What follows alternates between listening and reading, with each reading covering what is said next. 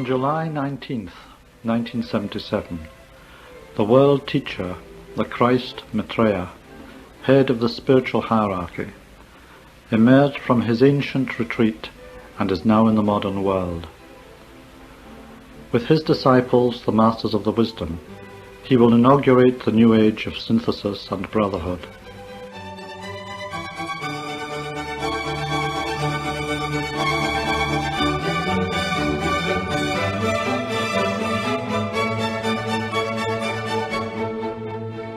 Good morning and welcome to our World Teacher program on Wellington's Access Radio 106.1 FM, presented by Teresa and David on behalf of Share International New Zealand. Our program today features stories of angelic encounters. The following few paragraphs from Share International magazine are an introduction to these experiences.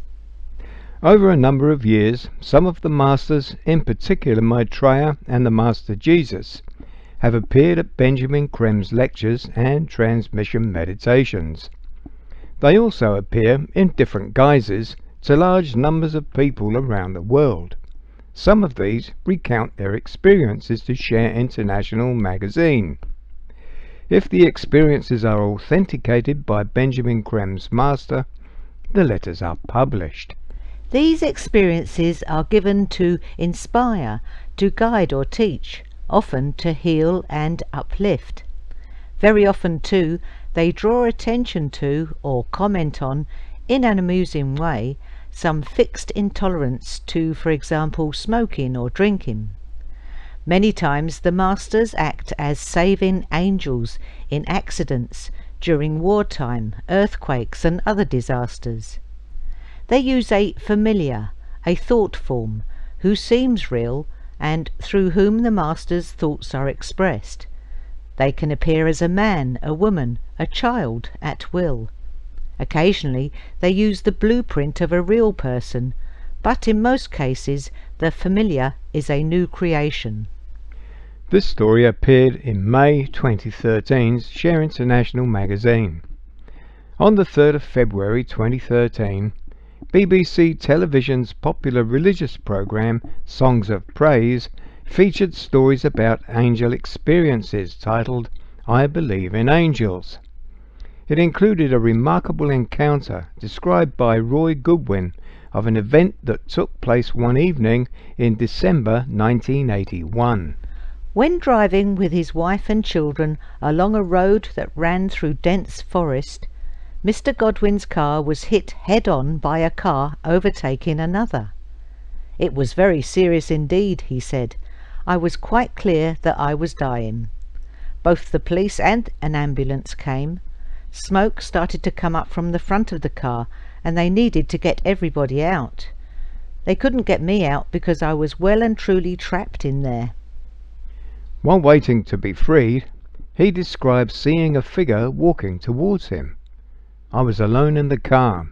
Suddenly, through the darkness came a figure, and he walked very steadily and clearly, straight between the trees through the forest, which was impenetrable, certainly at that time, with brambles. But he walked in a straight line, straight to the side of the car, and he climbed in. The seat was covered with broken glass, but he simply sat there. He was wearing a coat with a hood up. I didn't see his face. He put his arm straight across my shoulder. It felt as though I had been plugged into the mains. This incredible force and power was just continuously flooding through me. The paramedics then said they were going to take his family to hospital. Mr. Godwin said, at that point this person, who was sitting by me, climbed out of the car and said, with a very strong and clear voice, "Stop." The person spoke directly to the police and paramedics, saying to them, "You are to bring his wife over here to him." And so they brought her over to him. The person then addressed Mr. Godwin. "Man, you are to know that your wife and children and you as a family will be together again and whole. And you are to disregard anything anyone else tells you." When Mr. Godwin arrived at the hospital, he was immediately wheeled into theatre. He was asked to sign a form giving consent to amputate his left foot and lower leg. I couldn't give them that permission because all I could hear was, "You are to disregard anything anyone says. You and your family will be together and you will be whole." And so I didn't have my foot amputated, and I have it today, and we are doing very well today together. After the event, he describes how he began to wonder if it had all been a dream. But some weeks later, unexpectedly, the police visited him. They said they wanted to ask 2 questions. Given the extent of the damage to the car, they wanted to know whether I had any explanation as to how it was that I was still alive. And then their second question was about the figure who was in the car with me, who carried such authority that they had unhesitatingly obeyed it. It seemed to me as though God sent an angel to help me. I knew I wasn't abandoned. I knew I wasn't on my own. I was clear that God was going to carry me through where I was, and I felt loved. That article was originally sourced from the BBC Songs of Praise. Benjamin Creme's master confirms that the hooded stranger was the Master Jesus. The Master's article from the January-February 1996 double edition of Share International magazine explains the phenomenon of angel encounters. It's titled "The Masters Enter Man's Domain" and begins, "Whenever mankind is afraid, it turns to God or the angels for help and assurance. Thus it is today, in the midst of man's deepening crisis. On all sides the cry for help arises, and, in answer to that cry, the agents of God respond. We, the architects of the new time, know that deep in the hearts of all men lies a firm belief in higher help and guidance, and it is our joy and our age-old duty to provide them." Slowly but very surely, man's awareness grows of the unseen forces which surround him, and which are ever ready to succour and aid him. That man mistakes the identity of these forces is not important. Masters or angels, few there are who know the truth. When we, the brethren, appear as angels, we do so in accordance with the law of recognition. In this way, men know that they are not alone. When higher evolution permits, we need no subterfuge and demonstrate our true appearance. Thus it is that some see angels, while others recognize the brotherhood. More than ever before, our dealings with men in daily fashion proceed apace. Whenever opportunity permits, we render service and make our presence known.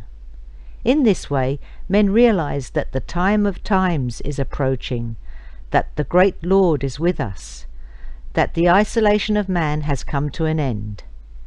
Whether men see us as angels or as men, they will know that help is ever available. They have only to ask.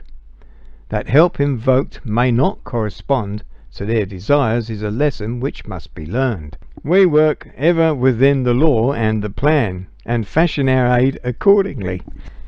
Angels in myriads there are, but they touch not yet the lives of men. A time is coming, however, when these unseen forces will offer to men their healing power and knowledge, and safely enter man's province. Meanwhile, we, the teachers, the elder brothers of men, act to bridge the gulf between the kingdoms. Thus can we safely oversee the congruence of men and angels.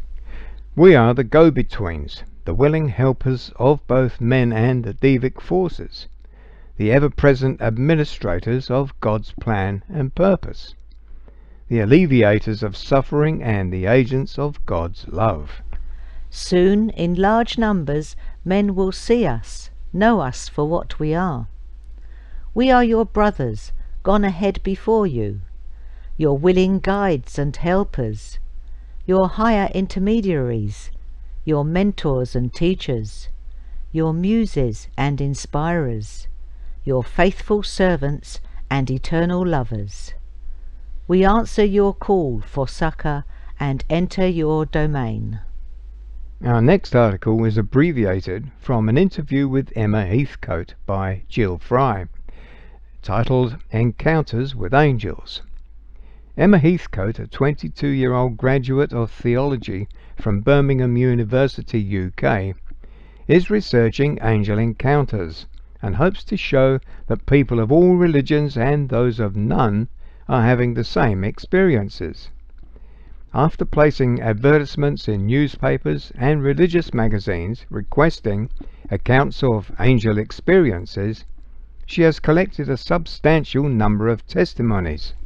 Emma Heathcote begins by saying, as well as the frequent mention of angels in the New Testament, angels are mentioned in the Quran, the Hindu scriptures, Greek mythology, and the Old Testament. The Greek word for angel is angelos, meaning messenger. The Hebrew word is malach, meaning divine spirit. And the Persian word is angelos, which translates as courier. Angels are mentioned in all religions, and they always seem to play the same role. For many people who have written to me, it has given them hope, calm and reassurance, and has often helped them out of a difficult or dangerous situation. I heard from one man who was waiting to cross a busy road on his way to work. Seeing a gap in the traffic, he stepped out, only for an elderly lady he'd never seen before to stretch her arm out in front of his chest with such force it prevented him from crossing. Seconds later a sports car sped past, which would otherwise certainly have hit him. He turned around to thank the woman, but she was nowhere to be seen. In that kind of life-threatening situation, the angel often then disappears. From my research, angel experiences seem to fall into 5 main categories.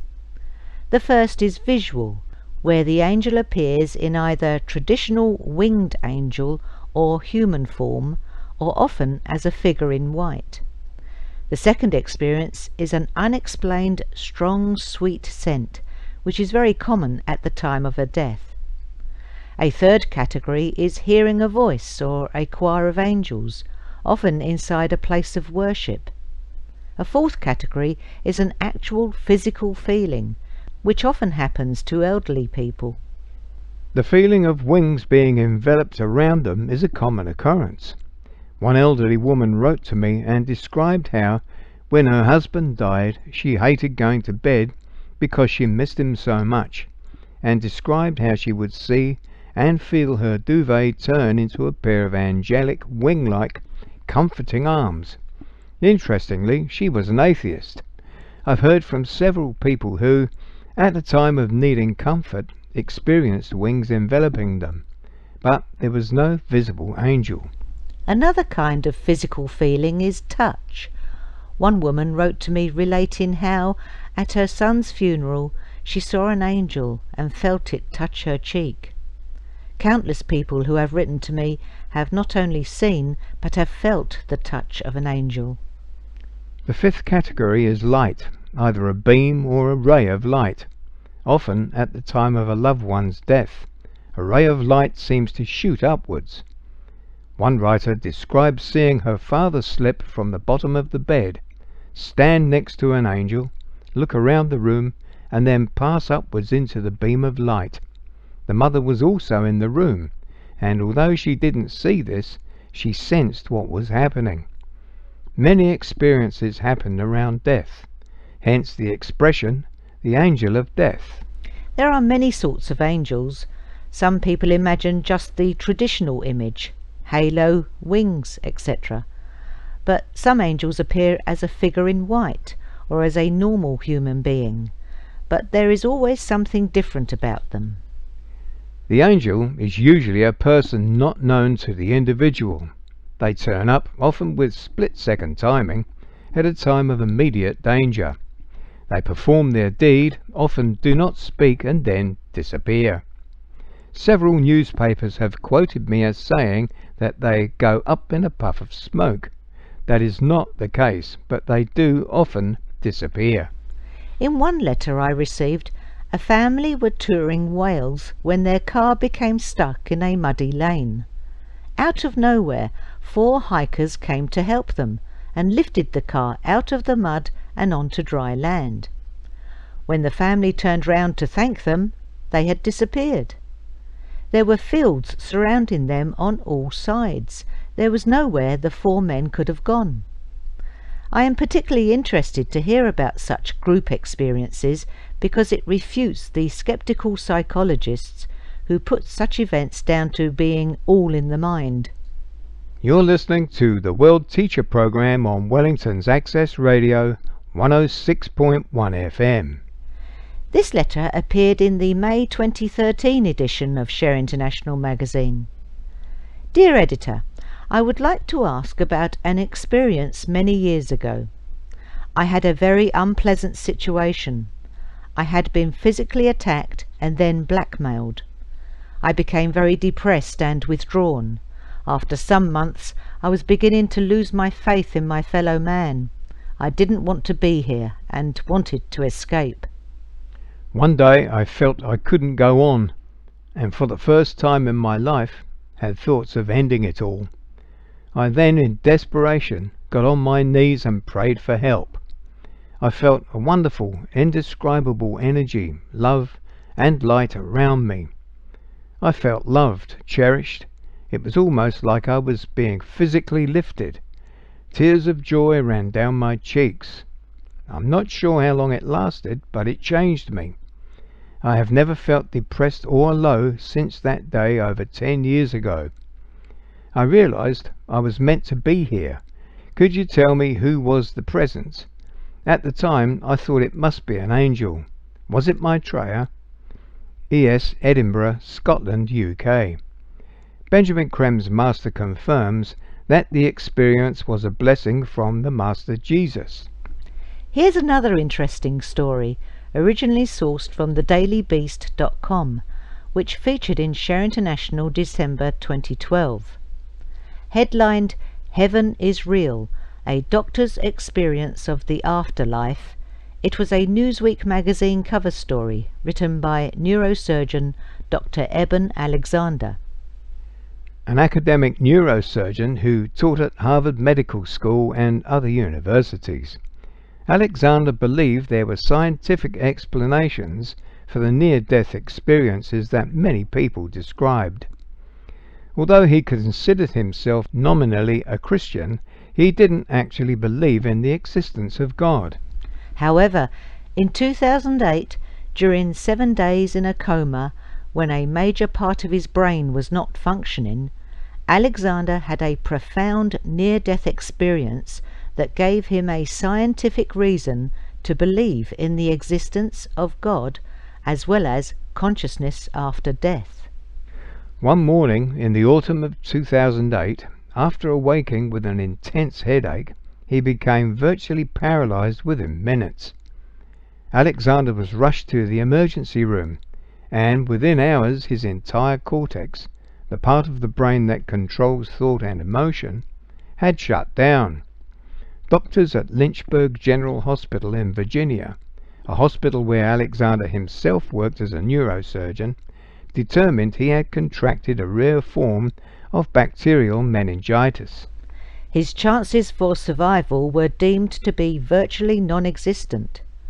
For 7 days he lay in a deep coma, his body unresponsive, and his higher-order brain functions totally absent. On his 7th day in the hospital, as his doctors decided whether to discontinue treatment, his eyes suddenly opened. Alexander writes, "While the neurons of my cortex were stunned to complete inactivity by the bacteria that had attacked them, my brain-free consciousness journeyed to another, larger dimension of the universe, a dimension I'd never dreamed existed and of which the old pre-coma me would have been more than happy to explain was simply an impossibility." But that dimension in rough outline, the same one described by countless subjects of near-death experiences and other mystical states, is there. It exists, and what I saw and learned there has placed me quite literally in a new world, a world where we are much more than our brains and bodies, and where death is not the end of consciousness, but rather a chapter in a vast and incalculably positive journey. Alexander says his experience differs from other near-death experiences because no one, as far as he knows, has ever had such an experience while a major part of their brain was completely shut down, and also while their body was under the closest possible medical observation. Scientific arguments against near-death experiences suggest they are the result of a malfunctioning of the cortex. Alexander's near-death experience, however, took place not while his cortex was malfunctioning, but while it was completely non-functioning. This lack of brain activity was confirmed by the severity and duration of the meningitis, as well as by brain scans and neurological examinations. According to current medical understanding of the brain and mind, there is absolutely no way that I could have experienced even a dim and limited consciousness during my time in the coma, much less the hyper-vivid and completely coherent odyssey I underwent, he says. Alexander describes his near-death experience in detail. Flocks of transparent, shimmering beings arced across the sky, leaving long streamer-like lines behind them, he begins. Birds, angels, these words registered later when I was writing down my recollections, but neither of these words do justice to the beings themselves, which were quite simply different from anything I have known on this planet. They were more advanced, higher forms. Alexander was accompanied on most of his journey by an angelic being who took a female form. He writes, "Without using any words, she spoke to me. The message went through me like a wind, and I instantly understood that it was true. I knew so in the same way that I knew the world around us was real, was not some fantasy, passing and insubstantial." The message had 3 parts, and if I had to translate them into earthly language, I'd say they ran something like this. You are loved and cherished, dearly, forever. You have nothing to fear. There is nothing you can do wrong. We will show you many things here, but eventually you will go back, the woman said, again without actually using these words, but by driving their conceptual essence directly into me. Alexander did indeed go back to his physical body, and it took him months to come to terms with his experience. He has written a book, Proof of Heaven, a neurosurgeon's journey into the afterlife, to more fully describe what he went through. Alexander says, I intend to spend the rest of my life investigating the true nature of consciousness and making the fact that we are more, much more than our physical brains, as clear as I can, both to my fellow scientists and to people at large. The plain fact is that the materialistic picture of the body and brain as the producers rather than the vehicles of human consciousness is doomed. In its place, a new view of mind and body will emerge, and in fact is emerging already. This view is scientific and spiritual in equal measure, and will value what the greatest scientists of history themselves always valued above all, truth. And that concludes the article. In his message of November 1977, Maitreya said, "Those who search for signs will find them." Ever since then, an increasing number of miraculous phenomena have flooded the world. Appearances, crosses of light, healing wells, weeping icons and statues. In May 1988, an associate of Maitreya stated in the magazine Share International that the signs of Maitreya's presence in the world will continue to increase. He is going to flood the world with such happenings that the mind can never comprehend it. Under the heading Signs of the Time, Share International prints such articles from around the world. For example, a fire in Prestatyn, Wales gutted a garage, destroying everything except a bottle of holy water. Doug and Anne Mangan were amazed to find the plastic bottle of holy water virtually untouched among the charred remains of their garage, which was destroyed after a neighbour's touring caravan exploded and sparked an inferno. The blaze gutted next door's conservatory and garage before spreading to the Mangans' home.